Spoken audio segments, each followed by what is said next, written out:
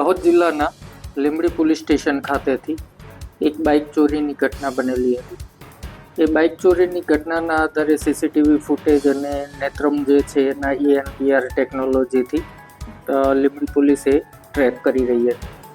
તે દરમિયાન પોલીસના ધ્યાનમાં આવ્યું કે એ બાઇક દાહોદ શહેરમાં આવે છે અને દાહોદ શહેરથી પાછું જોવાની બાતમી પ્રાપ્ત થતાં મીરાખેડી આઉટપોસ્ટ વિસ્તારમાં PI રાજપૂત અને એમની ટીમ એની વોચમાં હોય છે. એ દરમિયાન બાઇક આવે છે. બાઇકને ઊભું રખાવતા બાઇક ચાલક જે હતા શાહરૂન અને નાસિર નામના છે. આ બંને ઉત્તર પ્રદેશના મુઝફ્ફરનગર જિલ્લાના અને શામલી જિલ્લાના વતની છે. એમને ઊભું રાખી ચેક કરતા બાઇક ચોરીનું હોવાની કબૂલાત કરેલ અને એમની પાસેથી એક હાથ બનાવટની પિસ્ટલ અને રાઉન્ડ પ્રાપ્ત થયા. ત્યાં ને ત્યાં એમને પૂછતા એમણે જણાવ્યું કે અમારા બીજા સાથીદારો પાછળ આવી રહ્યા છે. પાછળ આવી રહેલું TVS જે વ્હાઇટ કલરનું હતું એ TVSને ઊભું રખાવતા એમાંથી ફરમાન અને જાવેદ હતા, જેમાંથી ફરમાન પકડાઈ ગયેલ છે. ફરમાન પાસેથી પણ એક પિસ્ટલ અને 6 રાઉન્ડ પ્રાપ્ત થયા.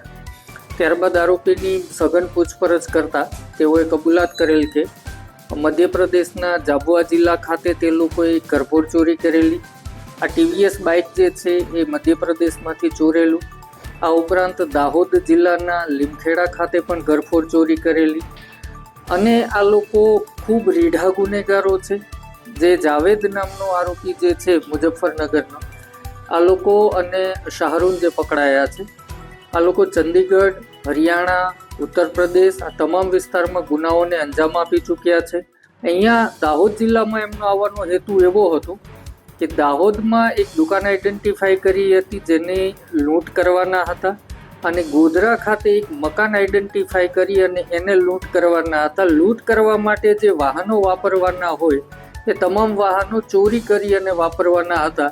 પરંતુ દાહોદ જિલ્લામાં બાઇકની ચોરી થતાં જ આ લોકો પકડાઈ ગયેલા અને આમ લૂંટ જેવા ગંભીર ગુનાને અંજામ આપે એ પહેલાં આ ગેંગનો પર્દાફાશ થયેલ છે અને એમની પાસેથી આશરે 1 લાખ રૂપિયાની રકમનો મુદ્દામાલ જપ્ત થયેલ છે. हमसे जुड़े रहने के लिए हमारे YouTube चैनल को सब्सक्राइब करें और नई वीडियो की नोटिफिकेशन के लिए बेल आइकॉन को दबाएं